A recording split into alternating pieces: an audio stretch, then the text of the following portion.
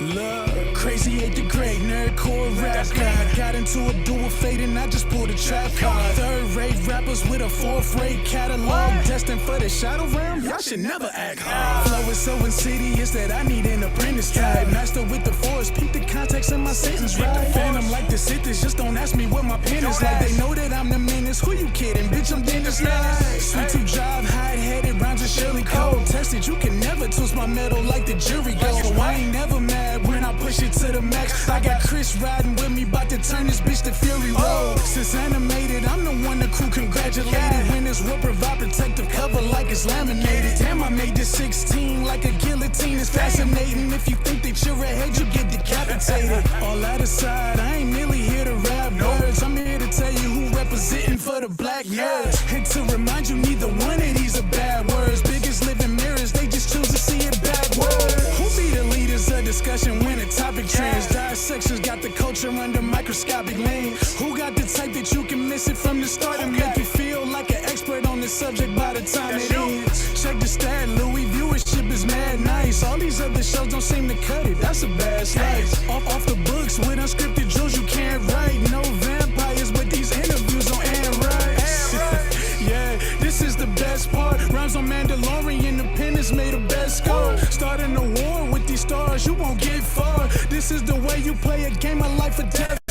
So far removed from the drama, we don't notice harm, but won't hesitate to shed a light like a Patronus charm. With mischief managed, troubles at a disadvantage. Must be something in the water, dip your toe because you know it's warm. Where can you find another show with such a fine cast? And if you try to box them in, they playing Minecraft. And basically to sum it up like you define math, this crew's the best and it figures like a line graph. I'm Mary band like the words I do. Level-headed, you don't have to have absurd IQs. They know you can relate because they're nerds like you. With their help, you'll see the world from a blur's eye view. Yeah. You are now tuned in to Blur's Eye View. And without further ado, we out. Yeah.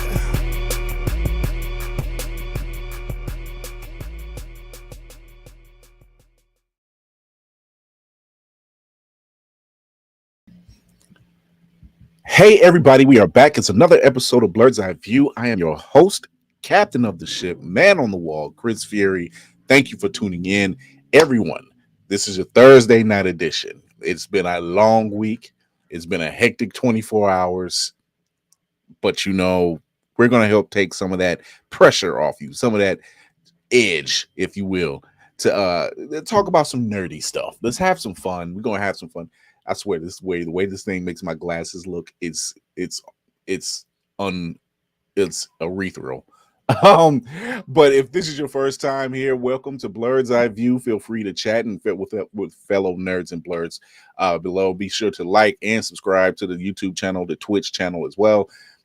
Stay tuned to be notified for super chats are appreciated. We are live Tuesdays and Thursdays at 8 p.m. Eastern on the previous channels I just mentioned, along with Always Press Record. That's APR TV on your Roku and Amazon devices. And you catch clips Mondays, Wednesdays, and Fridays. So be sure to stay in tune for all of that. For all the great interviews, great guests, laughs, debates, which we don't really debate. We just kind of tell it how it is and have fun with it. So I hope everybody out there has been having a great time. Mal's in the building. What's going on, Mal? Patrick Sheffield. What's going on, Patrick? What's going on? Bama's in the building. Bama, boobies, I am here. He never gets to actually hear me say boobies, I am here, but I aim to please the fans. But yes, all your nerdy news that you want to get, all your entertainment, advice, and such is happening here. It's hot, it's new, it's fresh, and like I said, we help to take that edge off. So edge off that the rest of the world just keeps wanting to pile on.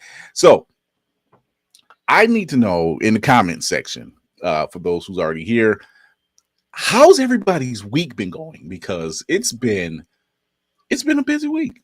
If you're not working your regular 9 to 5, you're trying to figure things out. Bama, I know Bama is he's debating on doing a podcast. Bama, I've seen what you've been doing. Do the podcast. Do the podcast, my guy.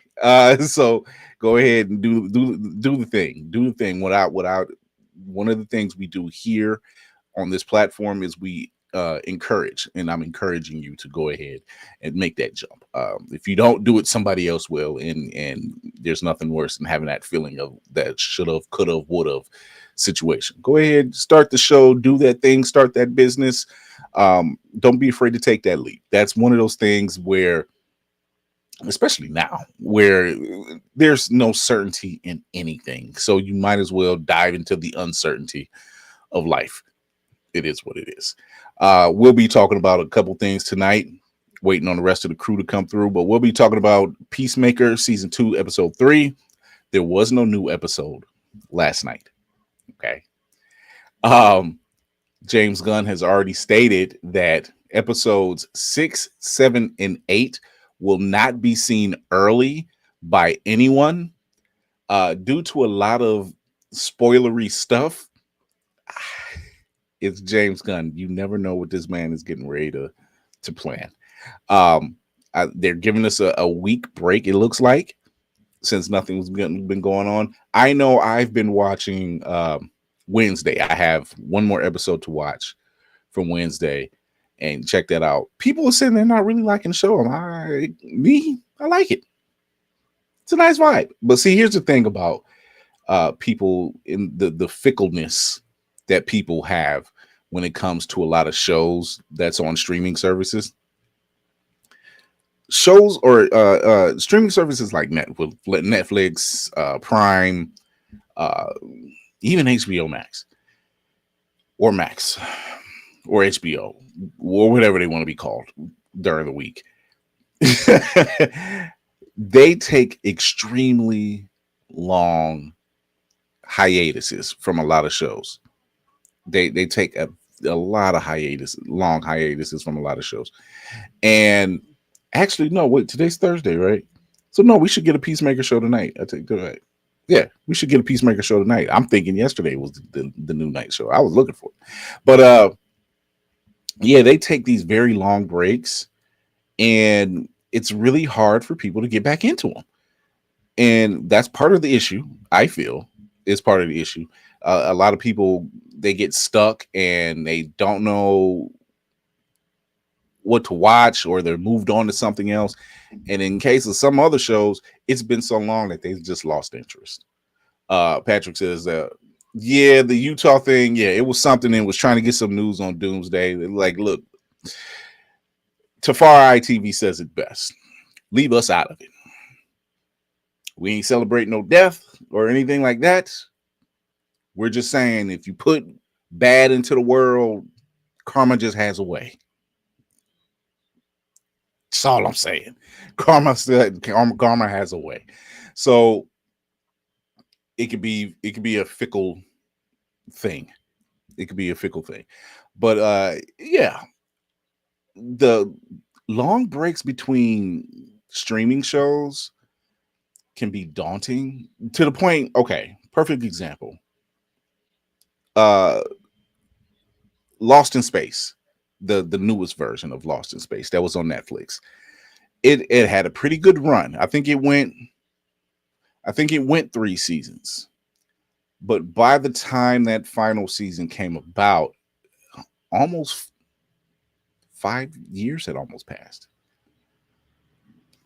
Between 3 to 4 years had almost gone by. You pretty much forgot what happened the previous season. You have to rewatch it, or at least rewatch the last 2 or 3 episodes of the previous season to kind of get an understanding of what happened. And then by the time the new season comes around, and that's if you're invested. That's if you're still invested in the show. By the time the new season comes around, if you haven't watched the final 2 or 3 episodes to kind of get a refresher, it throws you off. You come in, you're lost, you don't know what's going on. It's a daunting thing, and it's weird. It's weird. And you know, Stranger Things is a prime example that they have gone so long, that which was started off as a running joke of by the time they get to the new season, these kids will be an adult. These kids will be adults, and COVID hit, and sure enough, that whole thing got put on hiatus for the longest time. And then when it came back, by the time restrictions were lifted and everything else, you still had to you had to coordinate everybody's schedules. You had to get everything back together. And here we are, final season coming in the fall, and they're airing them as quote unquote movies. The episodes are now like movies. Think of it like Doctor Who, even classic Doctor Who.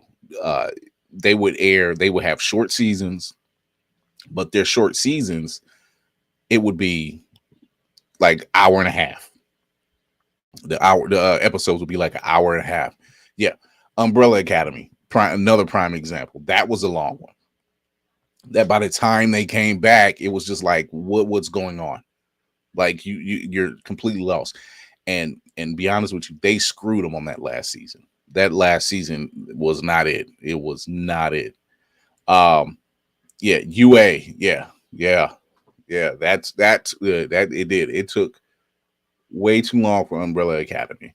And like I said, by the time it came back, you really unknown about what's going on. Tafari, he's in the building. Like, I'm talking about like some of the shows that take breaks in between the seasons and how long it is that by the time the new season shows up, you're either completely confused, not invested, or you have to go back and watch like the previous season's last 2, maybe 3 episodes just to kind of get a refresher. Hey, look, Stranger Things, I'm gonna need y'all to come on down before the congregation, because them kids are all grown up, married, or doing other projects now. It might be hard to get them back. Like that's the thing. It's coming back this fall. They got the lineup and everything, but like he said, the girl that played 11 is now 21, 22 and married. So, and I think she's the only one in that crew is another. See, here's the thing. Now, Patrick mentions Reacher. Reacher's a little different. I don't think they take as long as a break with Reacher. And not to mention, they're getting ready to do a spinoff of that with his one partner, the female. I can't remember her name right now. But they're doing matter of fact, I think they're done shooting that. Shooting the spinoff. And I think they're on to the new season of Reacher. But see, that's one of those things. They don't space it out. It's House of Dragons. It's Game of Thrones. It's Generation V. It's The Boys. It's Stranger Things. It's Wednesday. It's like even my little girl said it. She was like, she's watching Wednesday. She was like, wait, is that the same Pugsley? Yeah, it is. It's the same actor. It's just he was a kid. He hit a growth spurt. Hey, that second TMNT movie, them kids are all going to come back sounding like grown adults unless they get a whole new cast. Their voices were already cracking like mid-movie. So yeah, because they were actual preteen / teenagers in the TMNT movie. They were. So by the time they drop that, they're gonna have several octaves dropped in their voice. It's crazy. It's crazy. And I'm sure you won't have that problem with Blurred Station. I'm just saying, we have an extensive lineup that's continually growing. The library is growing. Speaking of which, if you check out Hellspawn Legacy now, Hellspawn Legacy on either TikTok or IG, either one, or Facebook, we are now getting voice actors. We're talking to a lot of Black voice actors. So look out for that. If you are a Black voice actor with talent, you've actually done some voice work, not trying to get into the game, but because I know eventually we'll get to that point. But yeah, it does that. It does. Ben says I need to get back into Reacher's good. He said I need to get back into Reacher, and I might stop Alex Cross. Reacher's good. Is that all in the same realm? Or am I thinking of different shows that are connected? That's a different show. Cross is a different show. I mean, it's different universe, same network, different universe. So yeah. Like, there was a series of them based on like Tom Clancy books for a while, wasn't there? Oh, that's not Reacher. That's wasn't Jim from The Office like the star one? Yeah. What is the name of that? Because Ben Affleck has played that character before. I can't think of the name, but yeah, I think they're done with their latest season. They don't air these things like they used to. And see, here's the thing. People are wondering like about films and going straight to streaming when the short window and everything else. This is something that Hollywood was trying to do prior to COVID. They were already kind of playing with the idea of films going to straight video on demand. So like you could, like, even though it was released in the theaters this weekend, you could still watch it on video on demand when that was still a thing. And Jack Ryan, that's what it was. Thanks, that's what. Ryan. Jack Ryan. Okay, that's what it was. And so, getting those films going straight to the streaming networks, that was something that was going to happen eventually. They all these major networks or major production companies, this was always going to happen. It just COVID gave it a kickstart. What's going on, Christy? Yeah, that COVID just gave it a kickstart. That's all. And it gave it like COVID gave it like a 5 to 10 year kickstart. What we got now, we wouldn't, if COVID hadn't happened, what we're dealing with now would have come maybe 5-10 years down the line, maybe 5 to 7. So we were always going to have short movie runs. It's like they're trying to cut out a middleman. That's what. As long as we're not doing that $30 Disney Plus pay for it directly thing anymore, because no, y'all lost Scarlett Johansson over that one. Yeah, I'm like, what is this? I'm like, no, I'll just buy the Blu-ray. Screw it. By the way, still buy. They're trying to phase out Blu-rays. It's damn near impossible. They're not. They're still selling Blu-rays. They're just trying to cut back who's selling Blu-rays right now. Best Buy no longer selling Blu-rays, and Best Buy hasn't seen me since. Yeah. There's nothing. Matter of fact, that was the last thing left really at Best Buy was Blu-rays. Because it's like you don't want to go there to grab any games, so and everything else is priced way too high. So Blu-rays was their last bread and butter, and all of that's now at Walmart. All that stuff is at Walmart now. Yep. Streaming is killing the 26 episode season. It is. It kneecapped it. It kneecapped it. Yeah, now you get like 6 to 12, or you get 12 in 2 seasons, but it's the first season chopped into 6, or it's 26, but the 2 seasons are chopped into 13. Like, I'm pretty sure the season of King of the Hill was 20 episodes. They only took the first 10. Yeah, and still fiddling with it, and I hate it. Because when you have a really good show and you get 8 to 10 episodes, if you're lucky, and then they're still taking a damn near a year and some change after the season finale of whatever that is, nightmare fuel. Hey, I might want to buy whatever DVD comes out for the season of South Park. They already pulling episodes, and we're only 4 in. So, wasn't that supposed to be? It was supposed to be a repeat, though. I think it was supposed to be a repeat. Comedy Central said we're not doing that. Paramount Plus said you owe us $7 if you want it. So. I think what it was is like they were just like, we might cross a line. That's what it was. It was like, oh, now you found your line. I don't need to cross the line. Nobody even comes to you offer specials anymore. Netflix took all of the comedians and your money. That's it. Bama said, like British television, American TV is copying that model. Yes, they are. That's how they Doctor Who is going on what 60-year run. Yeah, close to 60 years. I'll say because I had a roommate who got me into British TV. He had me watching. I don't think it was called Sherlock. I think it was called Moriarty with Benedict Cumberbatch playing it. And he's like, yeah, every episode is like 2 hours long, but they only. Oh no, that was Sherlock. Yeah, that's Sherlock. What's it called, Sherlock? Okay, Yeah, it was Sherlock. Yeah, he has like every episode is like super long, but they like they drop it in like batches so you can like ingest it. But they at least had like a better release window, I think. They did. They had a much better they had a much better release window, and they had a wider base. Like it would be on BBC America, and then it would be on PBS.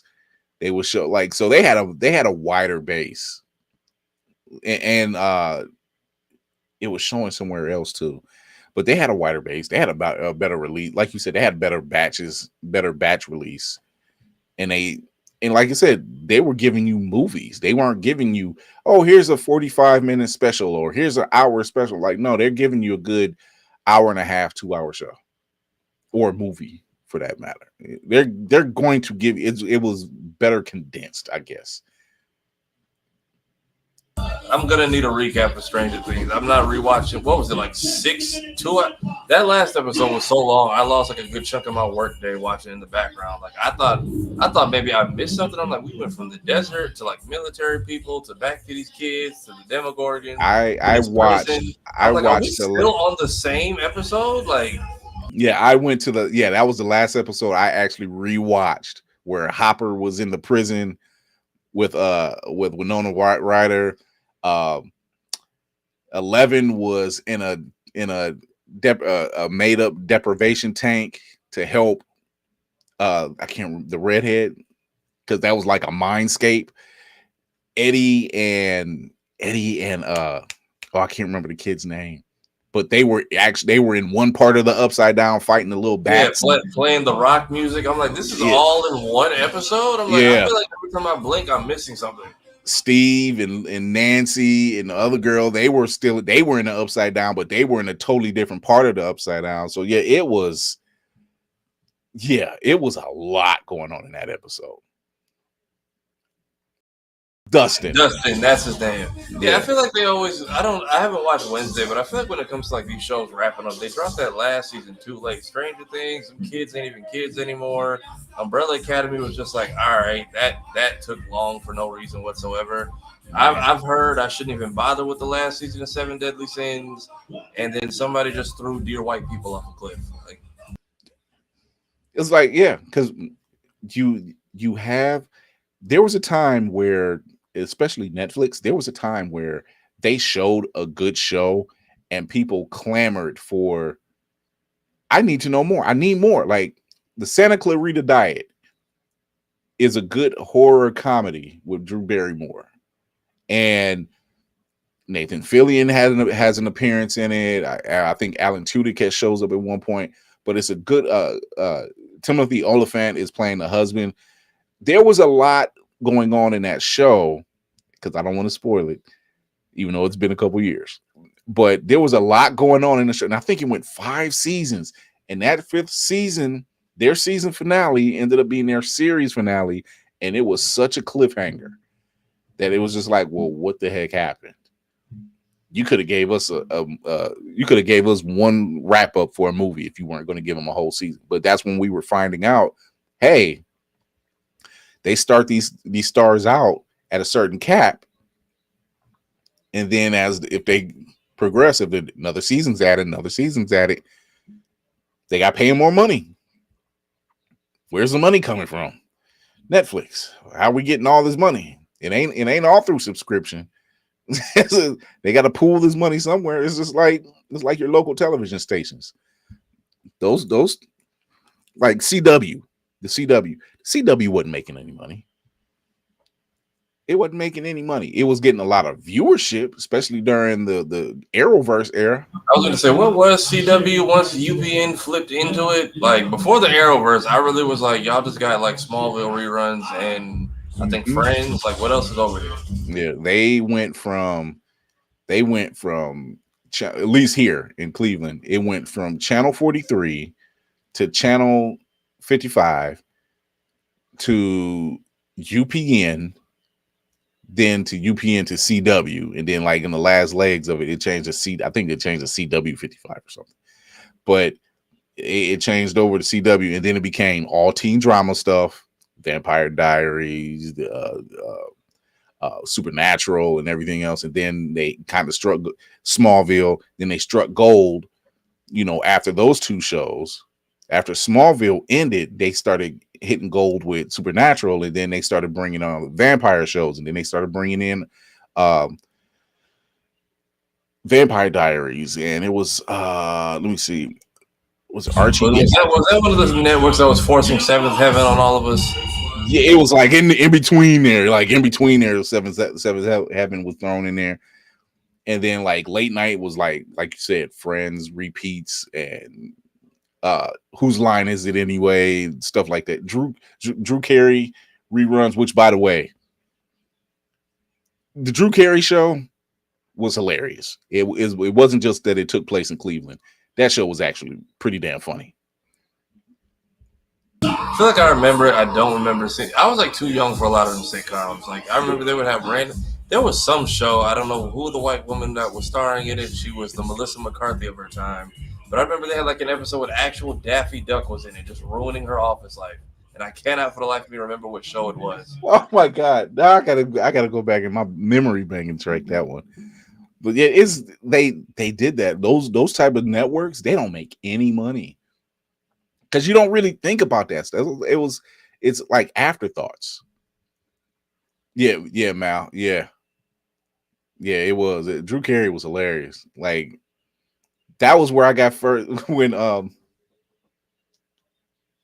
he actually does Batman's voice in the Brave and the Bold. That's when I got introduced to him. So when they did Batman Brave and the Bold, and I'm like, the guy from Drew Carey is doing that. I think now that you made that connection, I think I do remember a few episodes of it. But like that show, King of Queens, like King of Queens is hilarious. A little bit of My Name Is Earl, that type of stuff. Yeah, those are funny. So King of Queens is hilarious. Drew Carey is funny as hell. I never got into The Office, although like clips that they show were actually funny clips. I tried, and I was just like, "Oh, this ain't for me."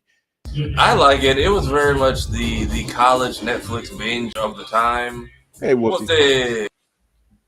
Because I know they got The Paper now, which I'm hearing is really good. The Office, I think, is worth a good watch at least one time through. Daffy was on. That was the Drew Carey show, Bama? Yeah. That means it was Drew Carey's nemesis who ends up later becoming his sister-in-law because she marries his brother. It was like his office enemy. That's what she was. It was office enemy, and he used to always tease her about all the makeup she wore because he didn't look right. Like they even made a joke like if he put makeup on a pig and he looked at her and she was like, "I dare you to say." Mimi, that was her name, Mimi. When I actually seen her without makeup, like the actual actress without makeup, I'm like, she looked totally different. They just like caked on eyeshadow and makeup and rouge and blush.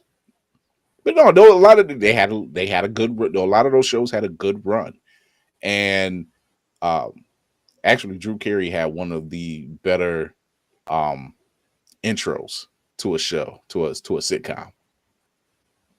Highlighted a lot of spots in Cleveland and big dance numbers and everything. It was an event. So Dietrich Bader is the voice of Batman. That's what I was first introduced to Dietrich Bader on Drew Carey.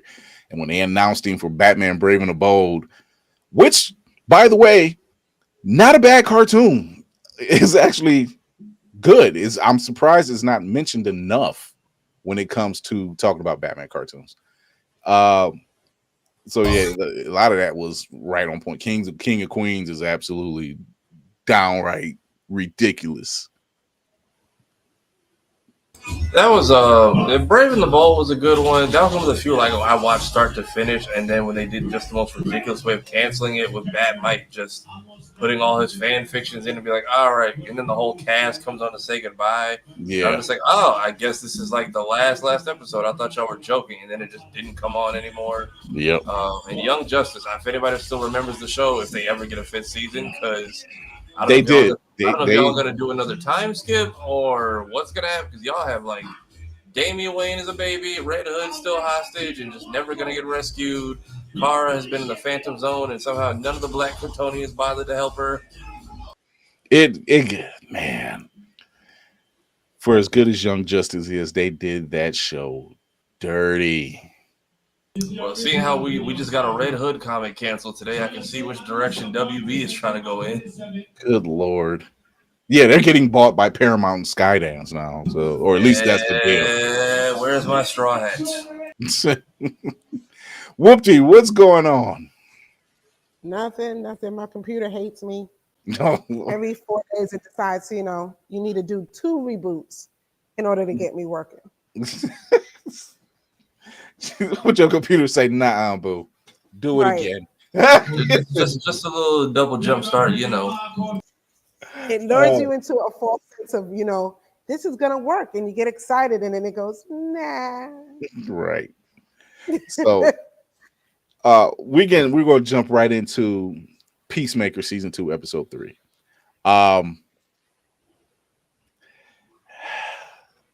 I have some theories about this alternate universe that Chris has gone in, but I'm not ready to say it yet. I'm waiting to see how it unfolds. I'm waiting. Okay. So it's about everybody talking about the background because I didn't peep that. Yeah, it is. Yeah. I didn't notice until somebody pointed it out this episode. It's because then when they mentioned so this is the theory that's running around in my head and it's starting to add up. So when we see Peacemaker season 2 open up and he sees his father, which is called the Blue Dragon, over in the other world. And I thought that was an odd choice. And I said, oh, he still has the same costume. It's just the color scheme is different. And what the theory is that some people are already saying is there's nobody that looked like us in the backgrounds at all. At all. And that is very telling. And at first, you don't see a lot of background people. You just see it like when Chris is on his motorcycle and everybody's yelling his name and he's being adored by fans and everything else. Everything so far looks peaceful. You don't even pick that up.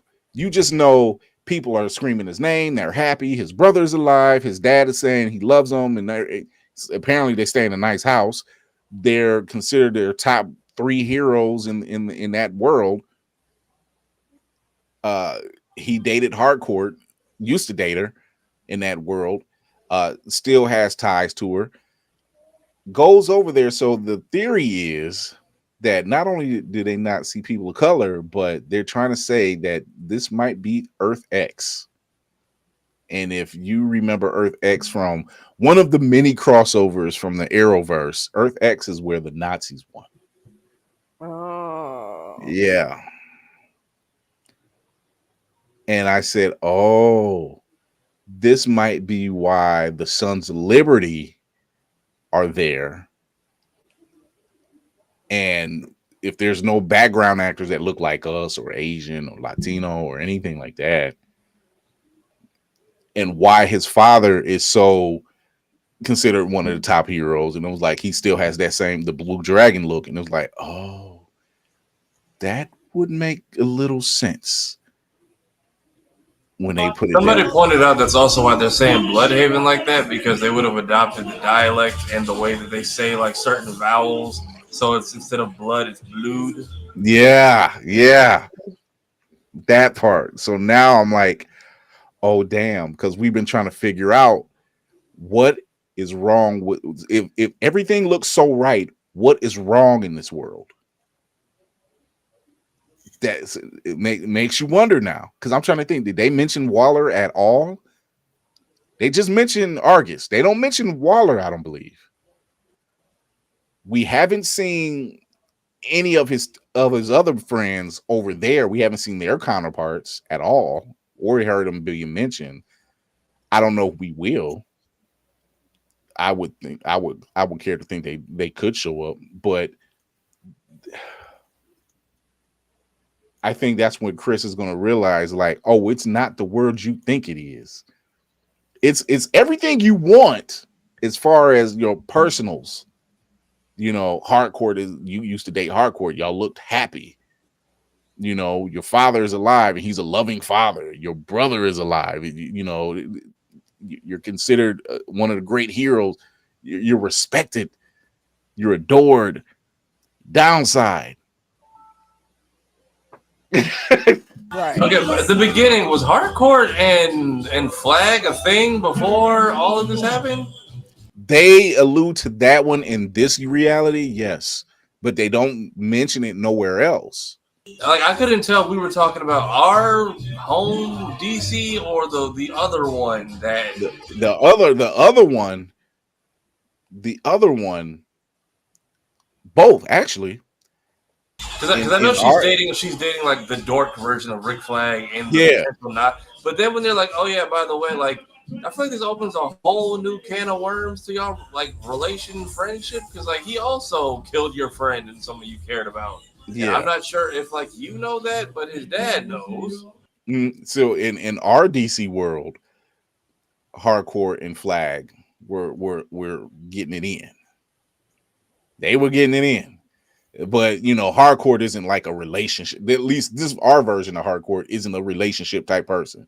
So she's probably just happy with just getting it in. Flag, on the other hand, he's stuck dealing with June, who's a witch. And so didn't she die, or like in the first Suicide Squad, or what happened with Enchantress again? I forgot. Enchantress, I know the demon took her out or tried to. Yes. They took her out. Yes. Because that was afterwards. Because that scene where they show Flag and Harcourt in bed together, June is still alive. The whole events hadn't opened up yet. Those events hadn't opened up yet. So it wasn't until he made fun of Waller's shirt. He gets stuck on the shit mission. So yeah. See, I'm like, does she know that? Does nobody know that he killed Rick Flag Jr.? Because I'm like, that feels weird that she's been assigned to him this whole time, and I feel like that's just an argument waiting to happen that should have happened like way sooner. I think the events of Peacemaker taking out Flag, who knows it? John Economos. If John Economos knows it, the rest of the team knows it. Yeah. Yeah, because even Adebayo knows. So yeah, the team knows. They just haven't said anything. And it wasn't until Rick Flag Sr. asked. Rick Flag Sr. had precautions of knowing. You know, he was like, I think something's up, and nobody's really telling me what happened to my kid. And he knows Waller, obviously. So right. I feel like now that you have authority, that's who you need to be cussing out instead of trying to just waste resources chasing this man down. So yeah, he's yeah. I just seen Lady over in the chat. Yeah, Mal, it's Earth Prime. You're right. Ours is Earth Prime, which we'll be discussing. Also, how do you legalize killing an eagle for what, like 12 hours or whatever mysterious time window they got? Well, he hasn't done it yet. The eagle hunter, he hasn't done it yet. He's just been tasked with hunting him down. He's gonna fail. We know that he's gonna fail. If anything, Eagly might get slightly injured, but yeah. I don't. And then Judo Master, like, y'all don't have this like little midget man locked up on war crimes at this point. Like, he still tried to sell y'all out for reasons we don't fully understand. What was his code name? What did they call him? That's what And Conimals, they opened up the back of the truck, and Conimals was like, "Oh shit." He can't win. He's just like, Did you have any takeaways from this episode? I haven't finished watching it, so I'm just soaking it in. Are you looking at it right now? Maybe. Maybe. Okay, I feel like I was talking too much, but go ahead. No, it's just my running theory is that the dude we met in the first episode was a complete fake too. I feel like he already pulled what our John is pulling, or what our Chris is pulling, and he thought he was about to have this. He thought somebody else was about to come and basically steal his thunder, and then ended up doing himself in. Somebody else had said something to the effect that, obviously, as he said, it's like 99 universes. He said, and he's probably a dick in all 99 universes. And he probably assumed in that one he wasn't. So much for that. Like I feel like yes, he's a douche, but it's like it's even his whole family seems nice, but it's like, oh, you were like exactly the same here, but potentially worse. Yeah, and as far as his brother Keith, we don't know how his brother. I mean, he seems like the loving brother right now. We don't know what he was like in there because Chris killed him at a young age, on accident, so. I mean, he's better here than he was in the office, so. So it stands a question. I need to know. I think Spartan has some words. I think that this universe might be what I'm theorizing. Spartan, I need to ask you. Everything looks so right with this other Earth. Mm-hmm. What do you think is wrong? Oh, you must be on Peacemaker. Yeah. Oh, more than likely the brother's got a dark secret. The brother's got a dark secret. You think it's just a brother that has a dark secret?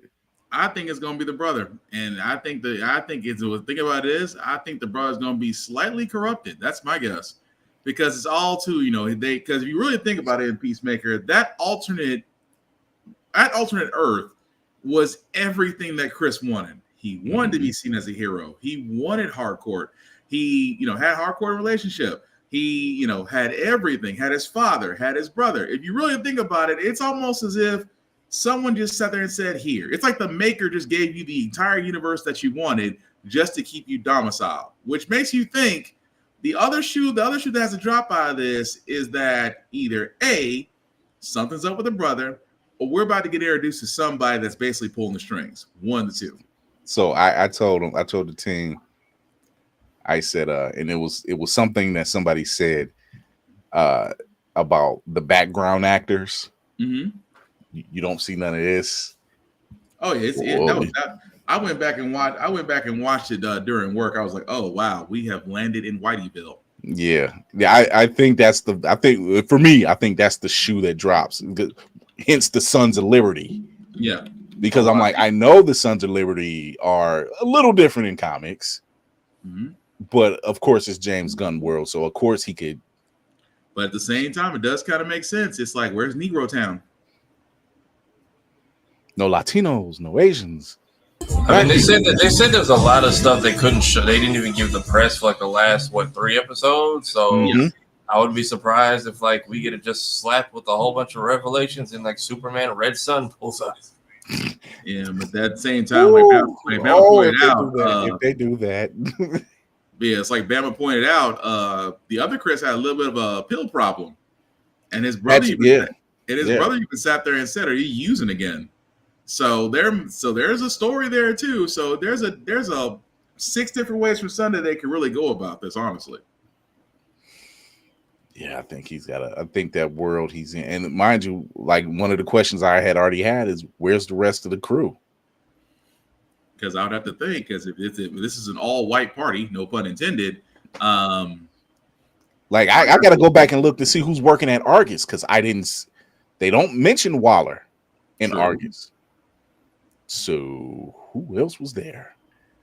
I mean, the only person I can, I doubt they're bold enough to bring a Luthor-esque villain running Argus, but I could be wrong. I mean, that's what Rick Flag is there for. Yeah. Flag is there for Flag is at Prime. Yeah. But in this Earth, yeah, you're right. We don't know. He just says Argus. Mm-hmm. It's just Argus is just it's not mentioned who's running Argus. It's not mentioning anybody at the top. Pretty much. It's just all about I need to go talk to Harcourt, and then you see that version of Rick Flag who a klutz. So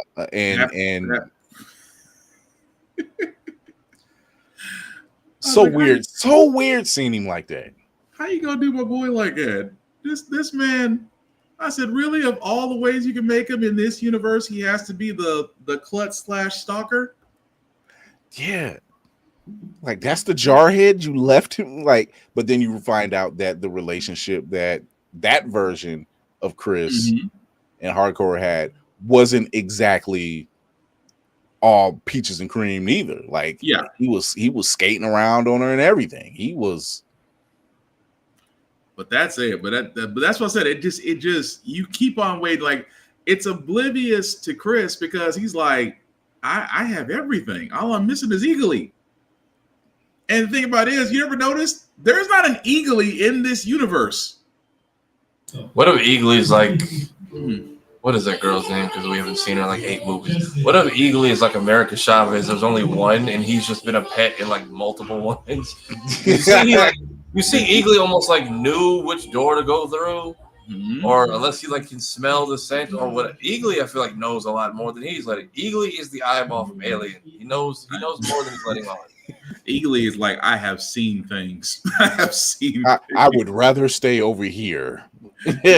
But I need to get something back over there real quick. You know what's a far eye? That would explain something, because when Eagly was flying in the pocket universe with all the doors, he wouldn't go into any of them.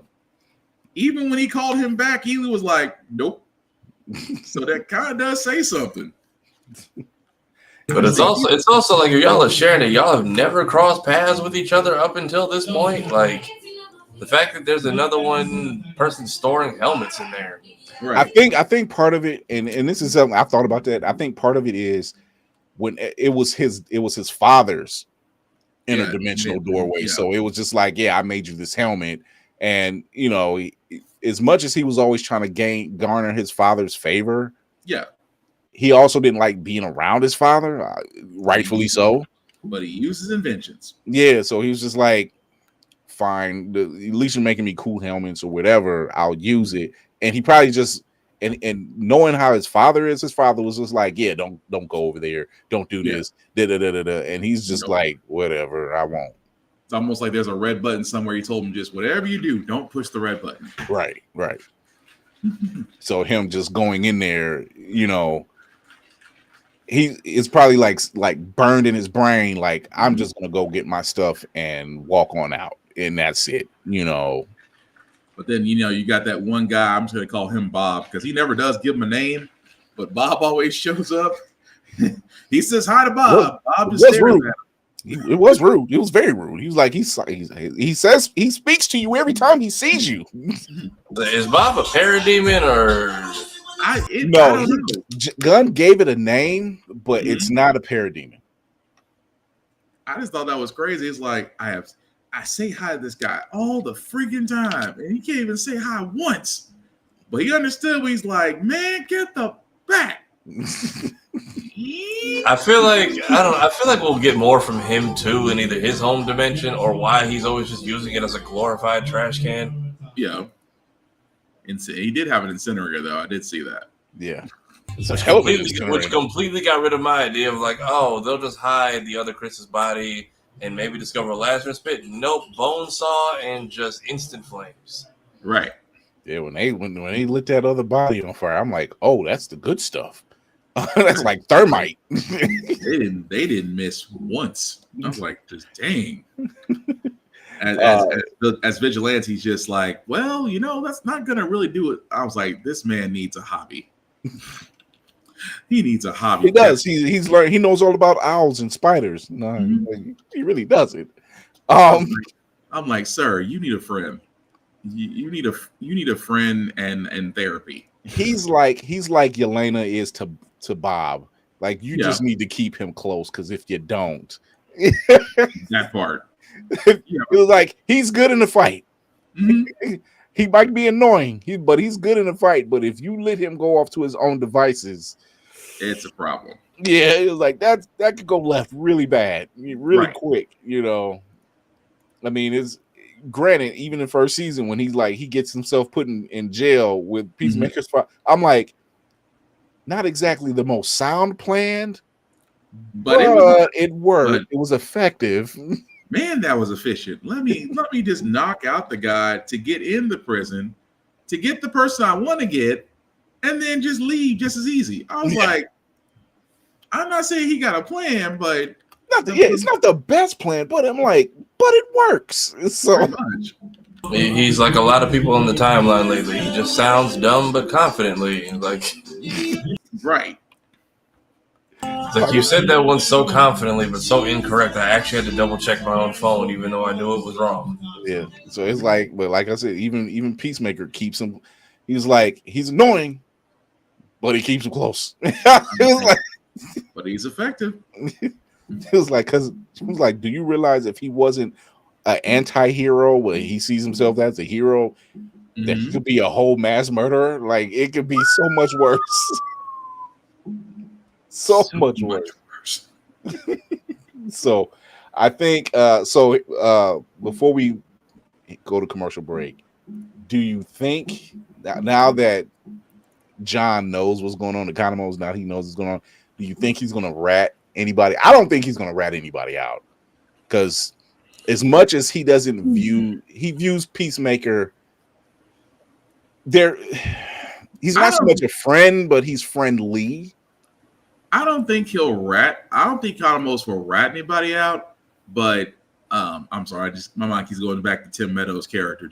I have bird blindness. It's just the whole. It's a giant duck. I'm like, dude, wait a minute. How did you deliver that with a straight face? I don't know. How'd you put me up against a man that knew I had blurred blindness? I'm like, you can't tell an eagle from a duck. They all look the same to me. They all look the same to me. He's like, you never heard of a hummingbird? And he described it. He's like, I only know that because I read up on one. Pretty much. But no, I don't think I think Economos is gonna keep it close to the chest. But let's be honest, old boy is not too far off from just showing up at Chris's door and just saying, we need to have a conversation about my son. Yeah. Well, I mean, I think we're starting off with a raid next episode after this more efficiently done than this goofy terrorist attack. Because how do you trip with a bomb strapped to you? I mean, that also is true, but yeah, I mean, with the raid, I think they are gonna. I think with the raid, they are gonna. That's gonna lead to the confrontation between Flag and Chris, and that's gonna be a whole nother. That might be a whole other James Gunn tearjerker on that one. Just like I didn't mean to kill you. I didn't mean to. Right. Where does Waller get accountability in this? Because she was the one that ordered it. She was, but technically she's. I would love to see two high-level ranking government employees yell at each other. But that's the thing. I mean, unless Mrs. Davis makes an appearance, outside of that, Waller's in Belle Reve. So even so, I'm sure he'll catch a flight over there with all of his new power. So I need whatever that confrontation to be filmed. I know the workers at Belle Reve Slack chat will be on fire that day. I'm gonna tell you right now, Waller's getting out of Belle Reve. Yeah, I mean, Gunn already is saying that he's doing a show for it, so she's getting out of Belle Reve. It's Waller. She's gonna have dirt on. She always has dirt on somebody. It's Waller, and if it's any consolation after what James Gunn announced, what was it last week about what we're looking forward to in the next Superman film? Yep. With Man of Tomorrow, she's gonna work something out with Lex where he gets out. Yep. A work release program. As long as he, As long as you keep it to yourself about who you want to take out and keep Superman, Superman's off limits. Because their goals are aligned. Mm-hmm. Their goals are definitely aligned. You have this superpowered alien. Her task is to make sure threats do not happen. They take care of jobs that no one else wants to take responsibility for. Mm-hmm. She does the dirty work. I just hope there's not a robot named Amazo. Oh, no Amazo. Brainiac only, please. I'm going to say, we see Amazo. I feel like we could get either one of those, either beginning in Supergirl and then completed in Man of Tomorrow. Yeah. I know one thing. We're getting a proper Superman sequel. Thank God. I mean, once you saw Lex in the suit, and I'm like, either you're doing Parasite or you're laying the groundwork for Doomsday. One of the two. Yeah, I'll lean more to Brainiac or Parasite. I don't think, because somebody else made that mistake of doing Doomsday first, because they turned Doomsday into a goddamn Pokemon. That's what made no freaking sense. They did it early. Yeah, I'm like, did you just give me 4 stories in one movie? And Lex and you try to do, I know we need to switch topics, but again, Lex to Doomsday was not what Tony was to Ultron. Mm-hmm. You can't you can alter the storyline in the MCU to make sense. You can't do it in the DCU. I'm sorry, because there's no way. Lex is a smart individual, but come on now. Yeah, that's true. He said Amanda Waller has more dirt on people than the desert has sand. Yeah. Yep. She does. Like, they was like, Amanda Waller's going to Belle Reef. I'm like, what? It's like Martha Stewart when she went to federal prison. It was like she was out gardening and everything. With a smile. What do you mean? What do you mean, Batman? You mean a Ninja Turtle? What do you mean? Oh, Doomsday. Oh yeah, that the mutated Raja that's 6 feet long. Yeah. I was like, this that didn't make any sense at all. So I'm sorry. Yeah, trust me. Yeah, I was not in a happy place when he did. I'm like, wait a minute. Right. Why? Why are we doing this? I'm, as a DBZ fan, I'm kind of mad that you just basically made him just evolve like 5 times in 2 minutes, because all he did was get hit. That's the Hulk's thing. Look here, my wife, who does not read comics, but much like everyone else in the world, knew about the death of Superman.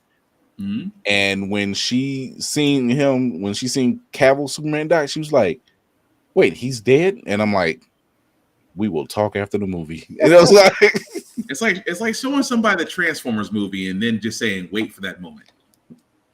I'm like, Jesus. I'm like, this is what we're doing. Yep. Damn. Glad we're not there anymore. I'm sorry. Glad we're not there anymore. He tried to speed run the. Yeah, he did. He was speed run the Superman arc. Oh man. So we're going to take a break. We're going to come back. We are going to cover some of the worst and craziest comic book recons from DC and Marvel. Now, we're not doing all of them, but we got quite a few to talk about. So we'll be right back after this break. Stay tuned. If you got some crazy, drop it in the comments.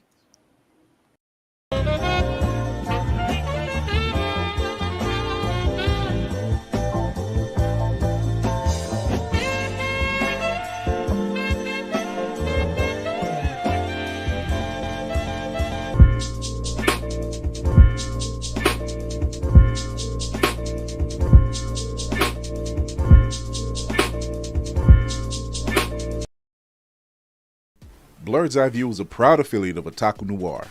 Use the code Blerd's Eyeview for 10% off on all items. With a different nerd-themed box filled with items made by talented blerds across the country, you surely will not be disappointed. Go to otakunoir.com. Otaku Noir, the #1 blerd mystery box company.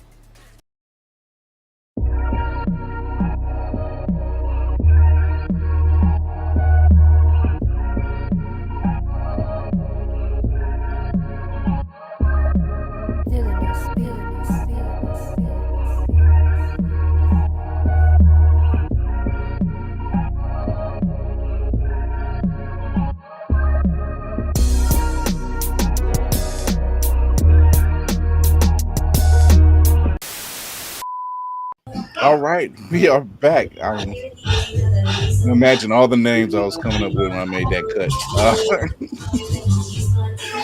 So we are covering some of the worst and craziest retcons Marvel or DC Comics has covered. I think Spartan, we'll start with you. Oh, my bad. I was jamming the Safari app. I don't know why it unmutes it every time, and I hit it right when we come back. I don't. I'm just saying, your dad was getting down. That's all I was like, oh shit. We should have been over 6 minutes ago, but all right. Encore. You know, the main list. I'm just gonna go ahead and just do the elephant in the room, and I'm just gonna put DC up there. The New 52. Ha ha ha. One of the most horrible retcons. I have no idea what they were thinking between Greg Baloney and the rest of them, because for some odd reason they said, "Oh, let's just reboot the entire DCU, Right. and let's do it in a way that just, I don't know, throw darts at a board and hope it sticks." Batman was terrible. Superman was terrible. Wonder Woman, Green Lantern, Supergirl. I can keep going down the list. There's not a New 52 story that I liked at all. But if I had to think of the worst retcons, that's at least number 2 on my top 5. But that's just me. Yeah, the New 52. New 52 left a really funky taste in a lot of people's mouths. The redesigns were weird, not hated, but just weird. It's like they literally got, you know what it was? It's as if you told Zack Snyder, "Hey, redo the entire DCU, but I'm giving you 12 different storylines and over 20 different comics, and you can take artistic license with all of them." Yeah, that's the best way I could put that. We're talking just the comics or like the animated films as well? The comics. No, the comics. Okay, because I was like, the reboot they did for New 52 in there was just god awful. Yeah. Hence that. Yeah. The most talked about thing out of that universe, Superman and Wonder Woman. Yep. The kiss. Yeah, that made no sense. It was like watching siblings kiss. Yeah, they at least broke them up, and they at least said no in Injustice because she tried. Yeah, but in I think the New 52, they broke them up after like one movie because Cyborg and Flash were like, "All right, this is like painfully awkward. Can y'all stop?" Yeah. So now you're right. The Heroes Reborn era. Also terrible. He's right. Good and terrible. There's a lot of synthol looked like it was used on a lot of those characters. Cap looked like he had breast implants. Yeah. It just not good. Not good. This off the back of Onslaught. And you gave us Heroes Reborn. It was such a wild idea that was just tragically executed, and even looking back, because that was like the 90s, so even looking back, it was just like too much of everything. Whether it was muscles, little feet, or pockets. Oh no. it gets weird. Are we talking about what's his name? Yeah.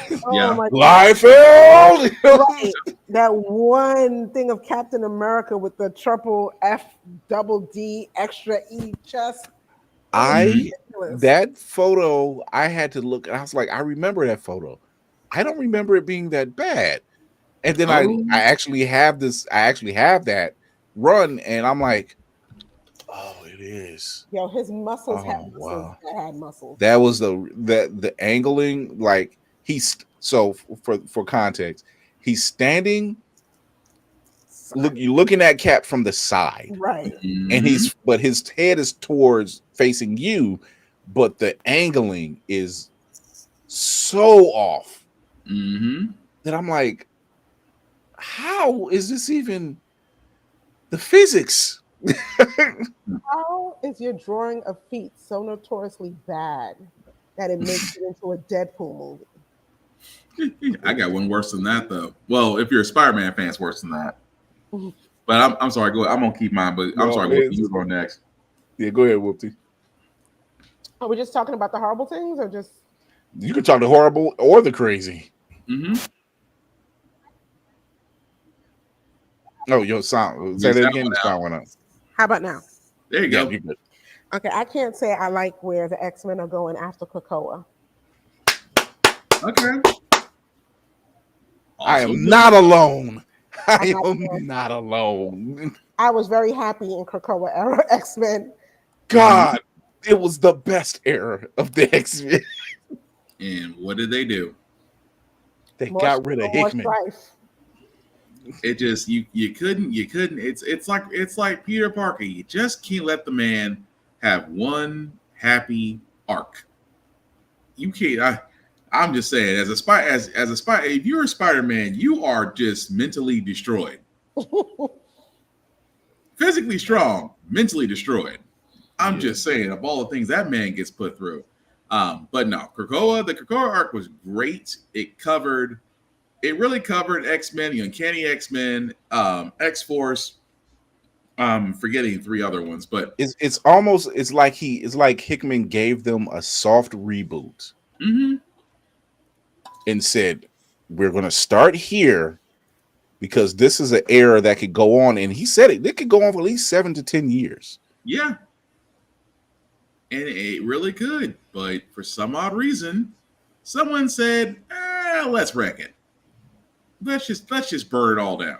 God, the Krakoa era was we need to have them revisit the Krakoan era. I love X-Men. It's the era, but this Krakoan era was everything. You know what made me did want to throw the book across the room? What's that? The Hellfire Gala where they forced everybody through the all through the gates. This is the reason why I said Professor X is a little bit too close to being I can't say the word here. He being too close to one of them when he sat there and was given the decision. You can either lead your mutants to these portals, or I will use you to kill them all. And instead, he was told this by a human. Yeah. You were told this by a human the whole entire time. And instead of, and again, I can hear Magneto's words. You are the most powerful psionic mutant on Earth. You could literally create the utopia that you claim you want, but you choose not to be strong enough to take over the humans. You'd rather try to cohabitate with them, and that's your folly. And of course, Professor X said, no, that's just your hubris. And Magneto said, I might be for mutants, but I ain't stupid. God, I love that era. The Quiet Council, the Midnight Council. Then you have where they terraform Mars is probably some of the best visuals and description as they're doing it. Right. Like Magneto was creating the poles. Storm is realigning the electrons and I'm like, this is somebody make it seem like you can actually do this. It was like, at the same time, again, you literally create an island, terraform the moon, terraform Mars. What's freaking next? Because I'm not saying that the next thing I can only think of is that you create your own pocket universe. But let's be honest, I'm not gonna try to figure out how they can come up with that. But still, they had to use Franklin Richards for that one. But it was still great. It was still a great arc. That like what you said, it could have went on for a longer period, and you could have told so many stories that honestly did not have to involve humans. You could have literally had mutants having inner turmoil with the whole idea of rebirth and the whole idea of, is this planet really ours? You could have went so many different angles. But and here's another thing. There's a scene where one of the Guthrie children who lost her powers had a chance to gain her powers back, and she's facing Apocalypse. Because mind you, Krakoan era, the first thing they said was all of them are welcome. All mutants. Doesn't matter what side you were on before, you're welcome here. Understand, you're not going to be pulling that stuff here. We're giving you a home. We're making sure you're taken care of. You're going to be at peace. All you got to do is live. And so Apocalypse of all mutants, he's facing off with her. and this battle unfolds, and it's basically a testament of her will. Mm-hmm. And he's beating her down, but she's getting back up. And he's like, you can stay down and be human, or you can get back up and be a mutant. She's like, I'm getting back up. Mm-hmm. And she fought to the hilt and died only because she could be reborn, because once she's reborn, she has her powers again. Yep. Those 2 pages of description of how that unfolds, I'm like, yo, this is Hickman, because he's one of my favorite writers. He did Fantastic Four. His run on Fantastic Four is beautiful. Yeah. So, his run on Avengers is amazing. So his run on, when they said he's writing X-Men, I'm like, oh, this is gonna be good. This is gonna be something. The whole the way they had the whole Quiet Council, they was like, this council handles this, the Midnight Council handles that. Vulcan got put in his place by storm. Right. Disrespectfully. He's like, here, have a seat, sit down. I mean, disrespectfully. I am more powerful than you. You dare talk to the voice of soul? I was like, okay. She pretty much was like, I didn't want to do this, but the sit your ass down was loud. That's all I can sit there and say. Vulcan is a jerk, though. Oh yeah. Oh, of course. Like, how are you the youngest Summers brother and you're that much of a jerk? Because he thinks he's a god. Hot, drunk, feel himself a little too much. Right. And like I said, nobody talk, and that's something else.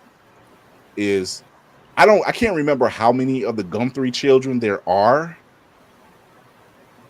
because they're all country kids. They're like, there's Sam, because there's Cannonball, Husk, and then I can't remember the other sister, but there's a lot of them. They're all country kids. Yeah. So it's like, imagine that family. They was like, okay, your brother got his powers, and then here come Husk. She got her powers. Okay, he got his powers. Like, there's a lot of them kids in that family. Everybody talks about the Summers, but there's a lot of Guthrie kids, man. They don't talk. They just pop up. Like, they farm kids. So I guess all you doing, if you ain't farming, you. It's true.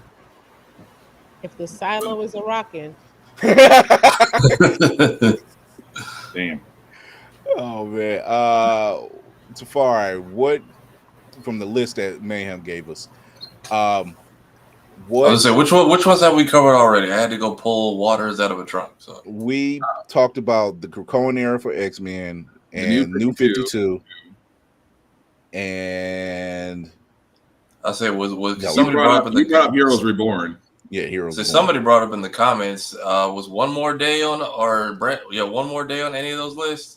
It's One More Day is on that list. Yeah, it's on that list. Somebody said, watch that be like the cruel twist of Spider-Man, is that at some point the title changes from Brand New Day to One More Day.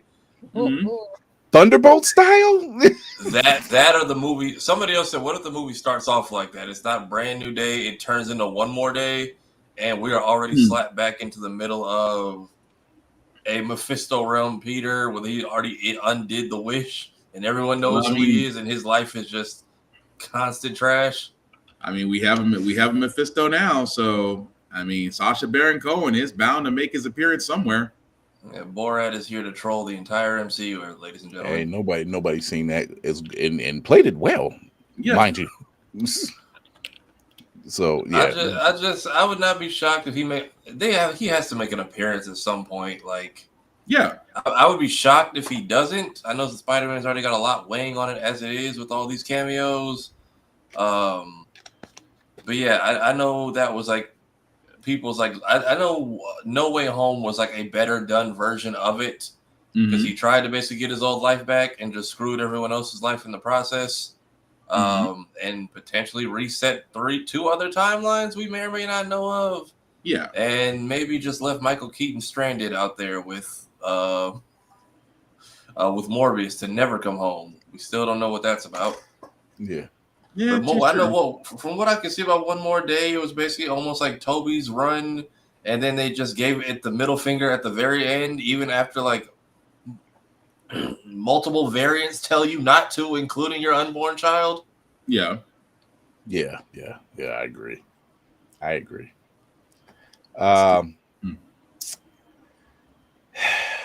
I was gonna say because I was gonna go ahead, Chris. I got one, but it's still on the DC side. It's between two. One is not really a retcon, but one's a retcon. One isn't. I'll just go with the one that is a retcon. Okay. Avengers 1,000,000 BC. Yes. It didn't make sense. Cool concept, Okay. but it didn't make sense At all. Should I even bother to try to read it? No. Read it for. I would say if you want to read it for the sake of knowing how certain characters are really involved with each other, like the Black Panther of that time can control Mjolnir. True. Which because then they play on that much later in the Avengers where the hammer is thrown at Black Panther and he's able to will it to stop, and they're trying to figure out like what's going on. And he was like, oh, my ancestors could do that, so there's that relation. It has some cool looking concepts. Mm-hmm. It has cool looking concepts, like because it has the Doctor Strange of that time period. It has the Black Panther of that time period. It has a Hulk of that time period, which is more like the whole. It was more like a Hulk slash Quasar type character. That the Iron Fist of that era. So it had the Thor was just Odin. So it had their Ghost Rider, which was really cool actually, because the mode of transportation was a mammoth. So it had cool concepts, but overall it just seemed more like an overarching one shot. Yeah. That's what it came off. It's not a horrible read. I've had horrible reads. That it wasn't a horrible read. It just didn't make sense, like in the overall scheme of things. That part. I still if you like Chris said, of course I was kind of being harsh at the first response because the writers could have done really better. But he does got a point. If you did want to see some more of the interpersonal relationships, they do kind of make sense. But yeah, if you want to kill some time, go for it. Yeah, because like their Doctor Strange was Agamotto, like the actual Agamotto, and it just the concept of those characters are cool.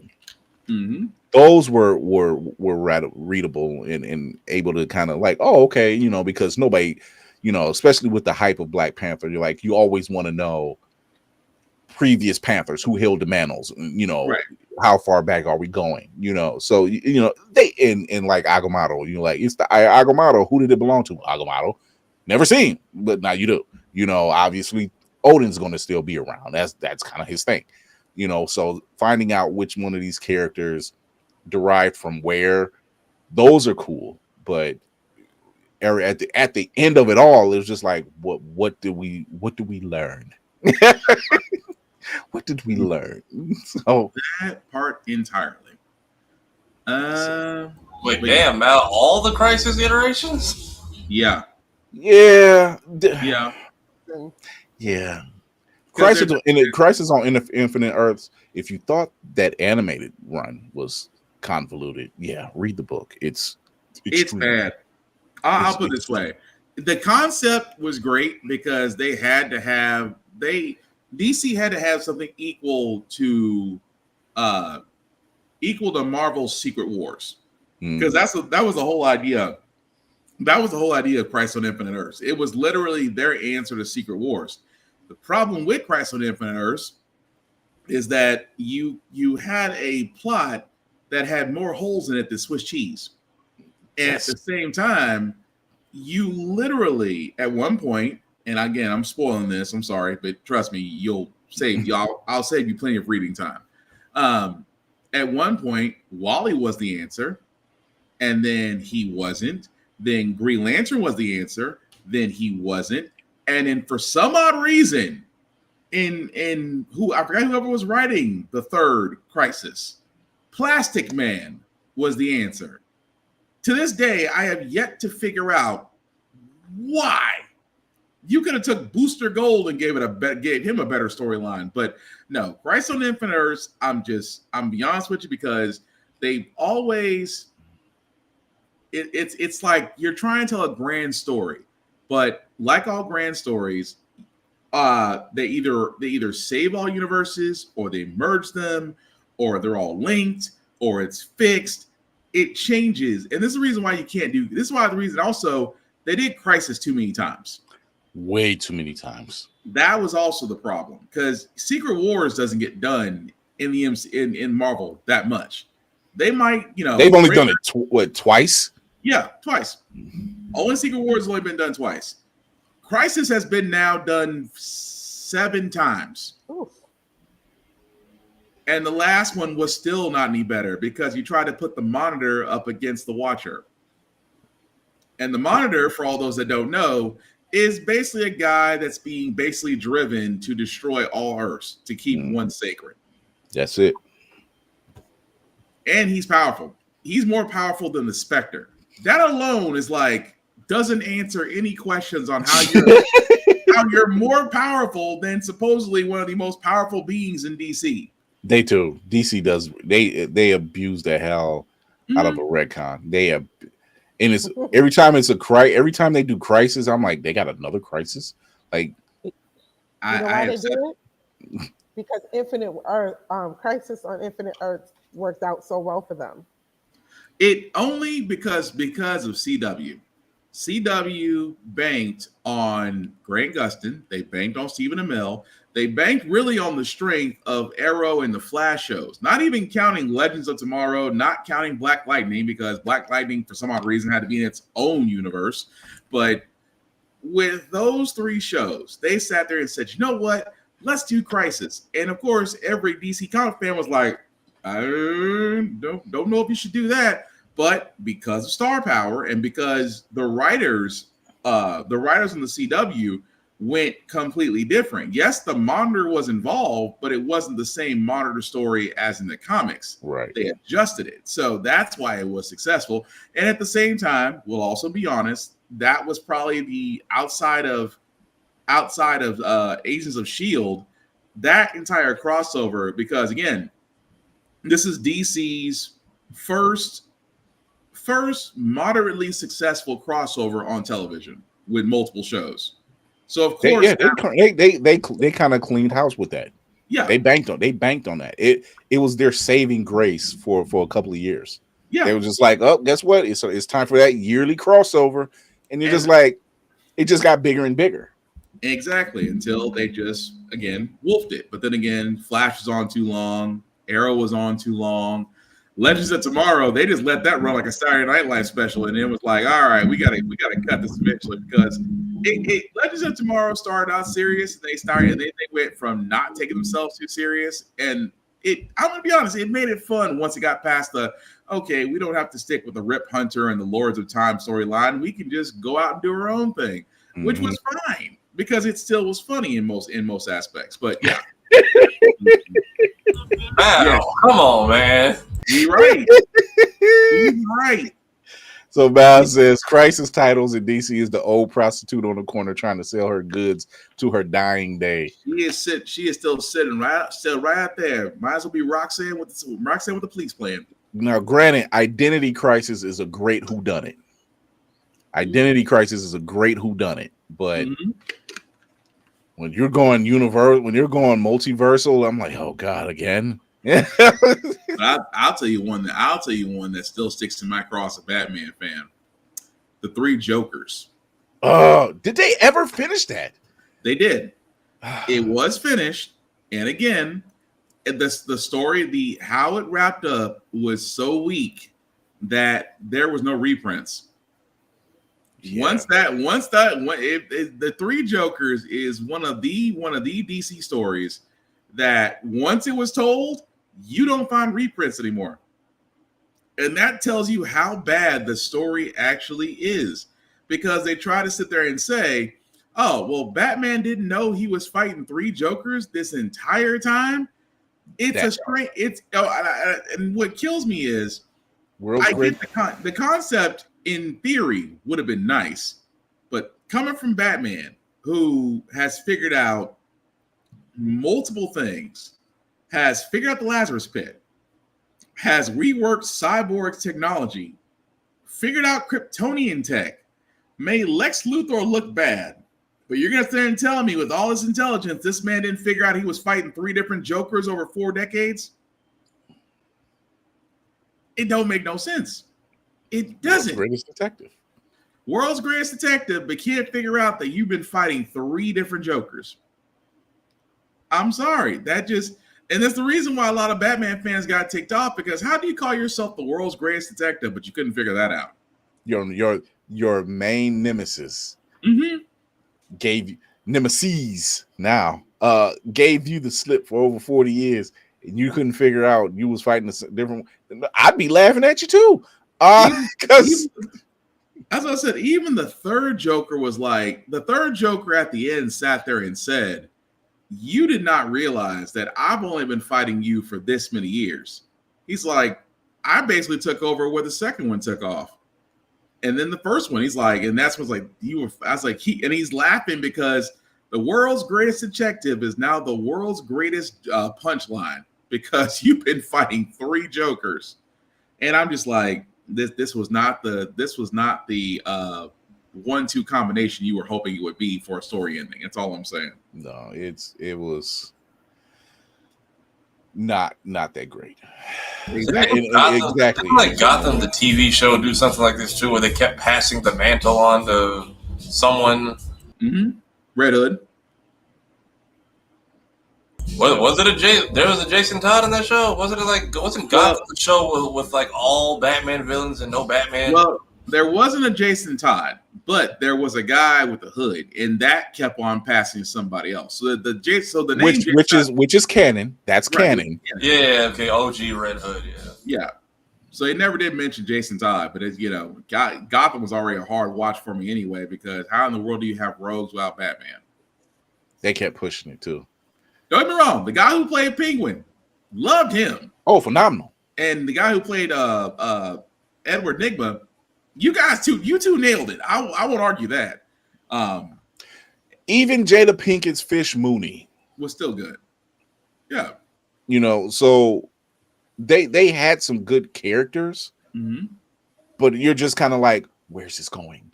Let's exactly. Where is this going? You like, because see, now you're introducing certain characters that shouldn't be here. The Poison Ivy thing is still weird to me. I'll just leave it at that. Fair. The Poison Ivy run was I'm like, ew. That's weird. Someone call Chris Hansen. It didn't make any sense at all, but you got a point. Not as bad as Deathstroke and Terra in the Judas contracts. Just as bad. I did. No, y'all could have left that.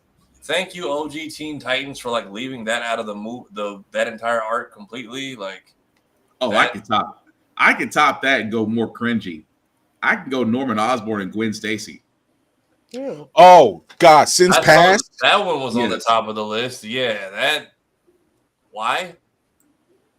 Because that one, like I said, if you want to talk cringy, and like Chris said, the Sins Past storyline.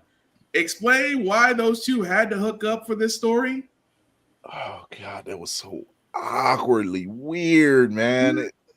Listen, anytime I think Norman Osborn, I'm thinking Willem Dafoe. So And that's even worse. But think about that. Norman with the waves and Gwen Stacy. Enough to make you call Chris Hansen and Law and Order SVU.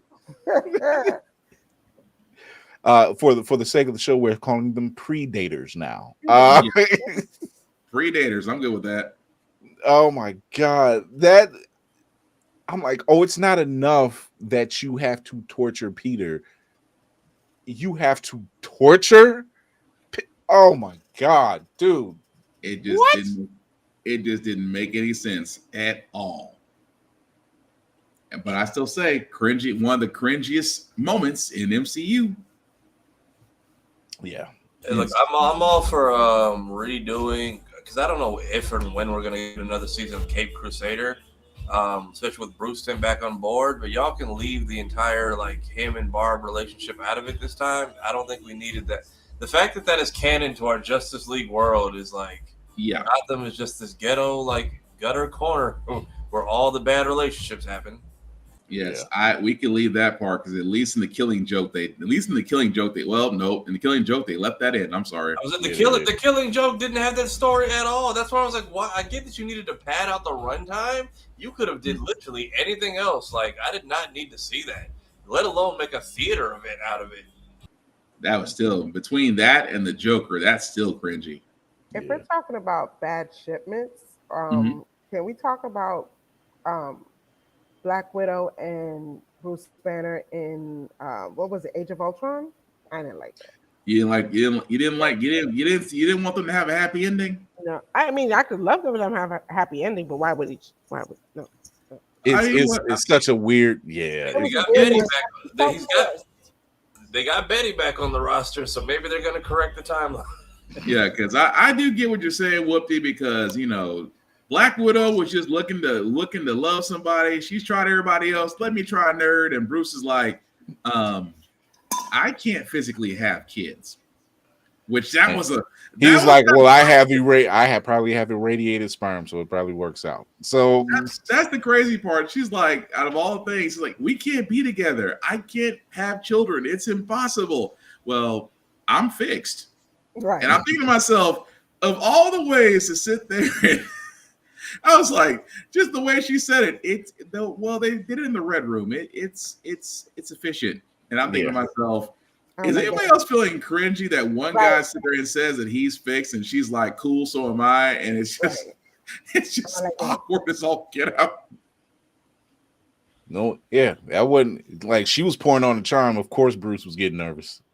So, it was like those type of things. Yeah, I'm not rocking.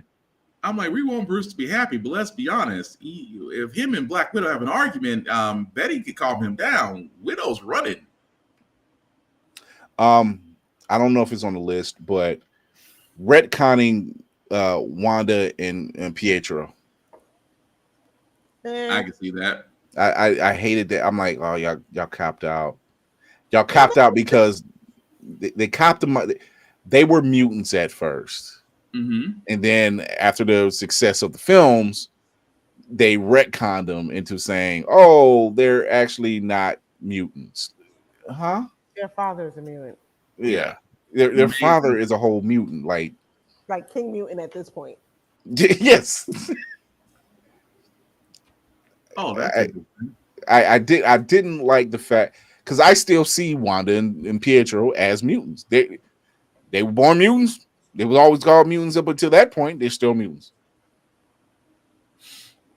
True, but that's what they. That was a weird retcon to get my head around. I hated that they. I'm like, so you had all this history and you just. Why? I'm about to say I had another one because I was looking at that CVR list, but Tafari, Whoopi, I think it's y'all guys' turn. Yeah. Oh. So Whoopi, what you got? I'm gonna catch some flack for this. Mm-hmm. We're talking about all the media, right? Just the comics media. Comics. Okay. Just the comics. Oh, rats. Mm-hmm. It might trust me. One thing comics does is due to like whatever the popularity of a film, they end up changing things in comics, and I hate that they do that. Pretty much. I mean, there's been a couple changes that I quite enjoyed. Making Samuel L. actual Nick Fury. Oh, wait, yeah, that they got that inspiration from the comics, so it had to work. At the same time, folks did complain, not realizing that what they did was actually very accurate, because there are two Nick Furies. That's it. And you do have the one that's on the moon, and of course, the one that's running S.H.I.E.L.D. So literally, the one on the moon might as well just be the Watcher. So technically, it's three. You had Ultimate Nick Fury, which is where that visage came from, and then you have 616 Nick Fury, which is Marcus I want to say Jones. Yeah. But his birth name is actually Nick Fury Jr. Mm-hmm. So yeah, it just worked. It worked. But yeah, Not a horrible not so much a retcon, just added canon.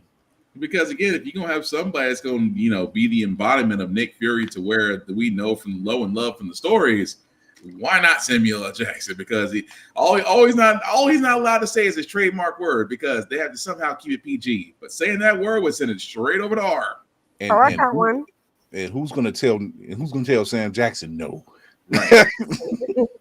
What you got, Monty? I just thought of one. Making Miss Marvel a mutant. Yeah. I didn't need that. I didn't need it. I don't like it. I agree. I don't dislike her as a mutant. No, I don't. But I like. But it's just weird that. But Yeah, human. like you start her out as an Inhuman, and I Right. think because the Inhumans really wasn't in all media, wasn't going anywhere. They just like, okay, why don't we? She's a very much loved character. Let's kind of put her over here. And You that's know. the part, and that's always the part that never made any sense, because you cannot sit there above all else and say, okay, well, she got her powers from a Terrigen exposure. Okay, cool. But like you said, they are trying to bridge the gap and trying to bring more readers to read mutants. I'm like, okay, well, she's not a mutant. And So that was one of the things that I feel like they did because of the show. Yeah, it just did. this show, yeah, like Iman Vellani is a fantastic actress in this role. It's her first acting role, period, and she does fantastically well. Like that's Miss Marvel. It's just like you see Patrick Stewart, dude. You're either Jean-Luc Picard or you're Professor X. It is what it is. Okay. You know, Ryan Reynolds is Deadpool, flat out. You know, up until they find a replacement, Hugh Jackman is Wolverine. So these are these roles. So is such a inspiration and such a involvement in her character. I think the writers was just like, how do we make her and bring her over here? Because the TV show The Inhumans, that went nowhere. Right. They're really not trying to write it at this point in the game. They're probably not even trying to write them into the MCU canon. There's not a lot of pushing comics for them. But the crazy part is, Inhumans can have a great story. They can. With the fact of, first off, Black Bolt, which Black Bolt, yes, in Multiverse of Madness, only because somebody ran their goddamn mouth. Had he not said a doggone thing about Black Bolt's powers, this would have been over and done with. That's all I'm saying. Braggadocious in the midst of battle is not the best thing to do. But no, Inhumans could honestly be great. It could honestly be great. But like you said, with television show, which I still think was badly written and poorly produced, because you did more for Agents of S.H.I.E.L.D. than you did for Inhumans. But it does suck that they'll if they do see the light of day, it'll be down the line. Yes. Yep. I got so tired of them bringing Jean back. I said, God dog it. Jean died. She'll be back like in a week. And that's how. Like, why were you just a cameo in Wolverine's bed in the Wolverine? Because that's how they treat it. It's like, you will just let. I had to stop myself from cussing. Sometimes you gotta let the person just go. Like, okay, you brought her back. Oh, well, the Phoenix brought her back. Okay, well, the Phoenix Force actually did inhabit other people, but at the same time, it's the reason why Phoenix Dark Saga didn't do that well, because we got tired of literally seeing, and I hate to say it, no knock on the actress who did play her in the Bryan Singer directories. I get that. Famke Jensen. Yeah, but again, people got tired of it. It's like it's like at the time we were asking for Deadpool, you kept giving us Jean Grey. That's about the best way I can put it. This is before Ryan Reynolds and them decided to leak the footage, and that's how we got Deadpool movies. But we were ready to see Deadpool because, again, It was new, it was fresh, and we knew that, and the right guy was there to play him. No offense to Jean Grey. How many times and how many X-Men movies have we seen you that you've always been the integral piece? Sometimes you just need to take a step back. Stay dead. Yeah. It's far. You got another pick? Yeah, we got time for another pick. Yeah. I'll say back to Kamala Khan. I know her because we're talking about the X-Men. I know her creator made her an Inhuman because she was basically, I think her deal came with potential movie rights, and she was just like, well, if I become an X-Men now, I'm stuck over there where it's not going so good. So my girl's an Inhuman until that contract runs out. Nice. So she played the long game on that one, and then once the MCU was like, we'll bring her in, mutants out, she's like, all right, let's go ahead and fix this the way I intended to, but had to dodge around before I ended up in whatever bullshit y'all made after what was the one that everyone actually liked, and then they made Phoenix 2.0 after? Days of Future Past. Yeah. And they were just like, our contract still allows for one more. Let's go Dark Phoenix a second time. That nobody, y'all could have stopped. Y'all could have stopped right there. Days of Futures Past. They cleared the slate. Whole theory about the whole Dark Phoenix thing. I still haven't watched that movie. You're not missing anything other than the train scene. It's Pretty like much. I refuse at this point. I'll put it to you like this: just watch the train scene. Walk away after that. Pretty much. You're not missing anything. And here's the crazy thing: it's not because of Jean Grey. Right. It's Magneto. I'll also say, like, I know other people have dated other people in like the world of Spider-Man. I have never seen so many people celebrate a breakup until this new recent person, this Giga Chad that Jean Grey has been, not Jean, Mary Jane has been dating in this new Venom comic. Good movie. What was the dude's name again? Like Paul or something? Paul. I feel so bad for Paul. I've never seen so many people cheer for somebody to get broken up with. Because some people still want the Mary Jane and Peter route, but at the same time, I'm just like, Paul gave you the jackpot gauntlet, which you said, and I still say it was one of the worst characters ever created. That at the same time, you design it to where the gauntlet could kill you if it rolls sevens. The gauntlet can kill you, and then on top of that, and then All-Star Venom. I'm not even gonna get started on that. All brand new Venom where she's Venom. I'm not gonna touch that with a 10-foot pole.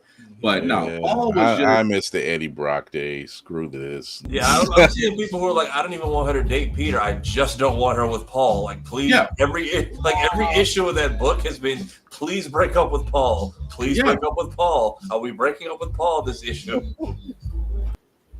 Man. So yeah, those are just what we got. Oh yeah, we're right on time. Yeah. So those are just some of the picks we have that are just wildly just insane or nonsensical or just crazy.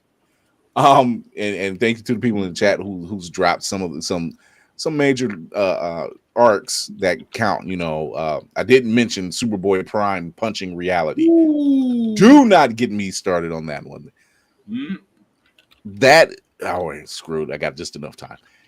There's nothing worse than watching where another crisis event in DC is going out, and they're like, well, we got to get Superboy Prime. What's he going to do? Punch reality.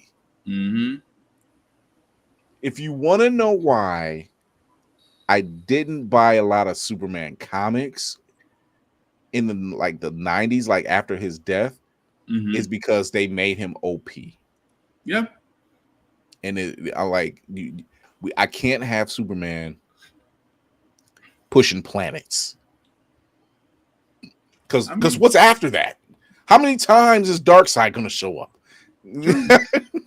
Same with the Flash. Are you talking about his new the mother of his stepchildren and Harley Quinn? No, not on the series. Oh no, he talked the one that looks like she looks like Punchline. Yeah, Punchline in the comics is Joker's new boo, but not to the DC animated. No, that's a whole different ball game. Yeah, do not make him the most powerful hero on Earth, but do Mhm. not make him so powerful that he's pushing planets and can fly so fast that he's breaking. We already got Barry and Wally for that. We don't need another one like he's flying so fast that he can go visit the 31st century whenever he wants. I don't like that. And again, but like you said, it's one of those things where that's what killed Superman comics. You stop making him human. Yeah. They were like, he's so powerful. What's gonna stop him? Somebody brought back Doomsday again. Mm-hmm. Okay, I'll watch the rematch for the second time, but like, how many times are you gonna keep bringing back this person, this creature? So yeah. I was just mad Young Justice brought back Red Hood for 2 seasons to never use him. That part. Just over there bodyguarding Ra's al Ghul for misusing characters. That's all it is. Mm-hmm. So, well, it is that special time. We're getting out of here. Whoopty, our lady of the evening. Talk to the people. Oh, you muted. You muted, Whoopty.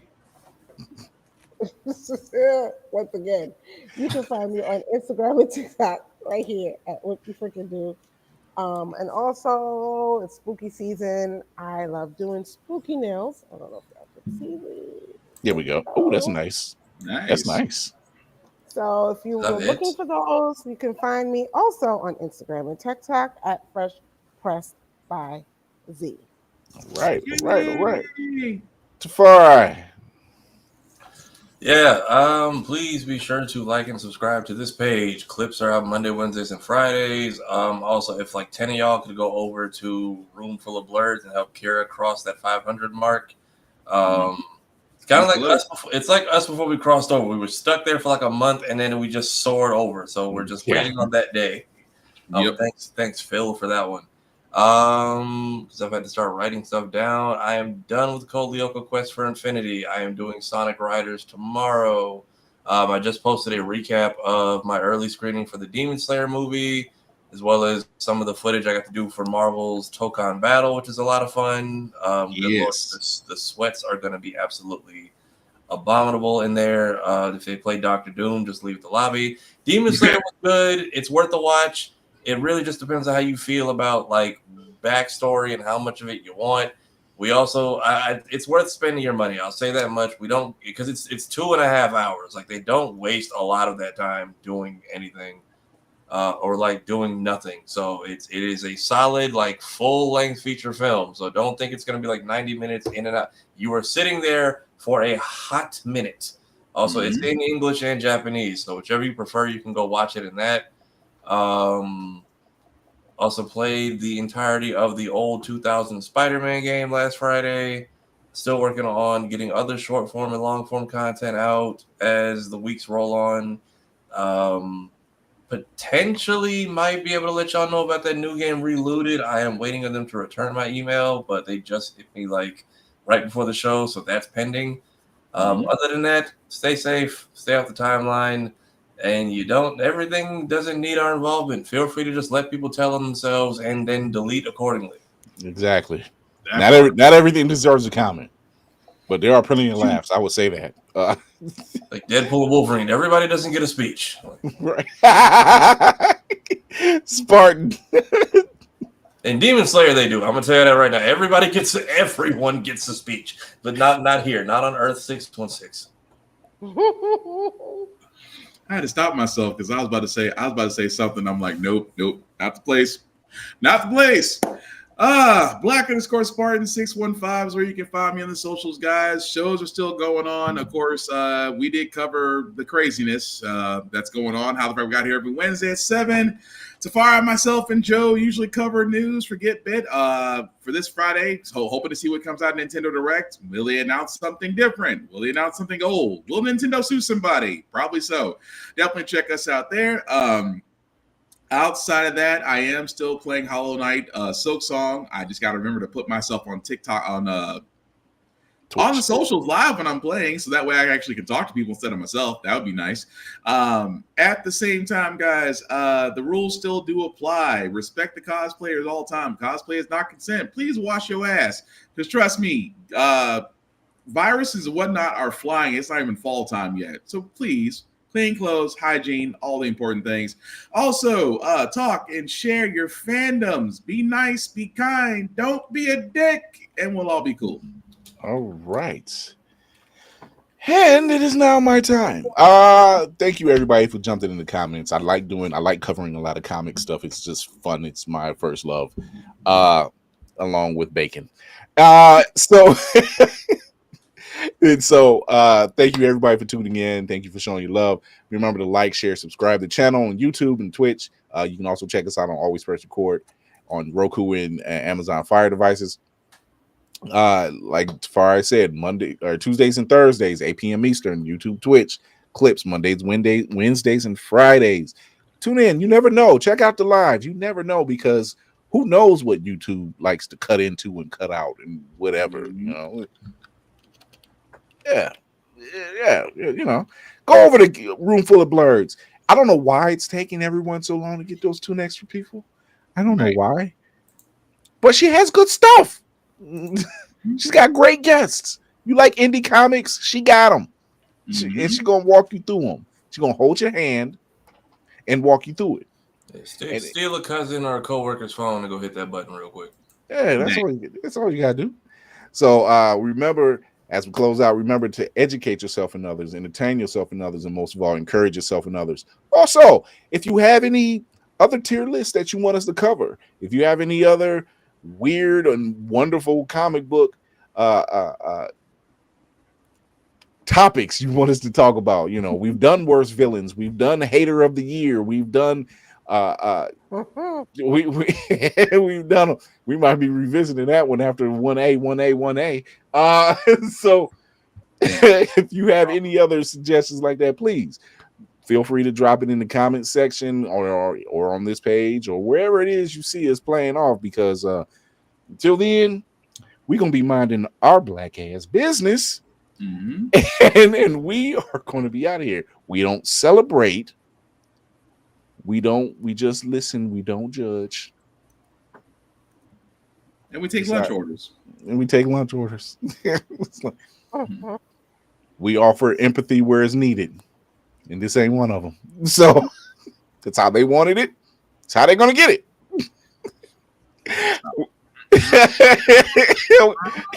Not the Ice Cube. That's the Ice Cube look from this day forward. That's going to be the Ice Cube response.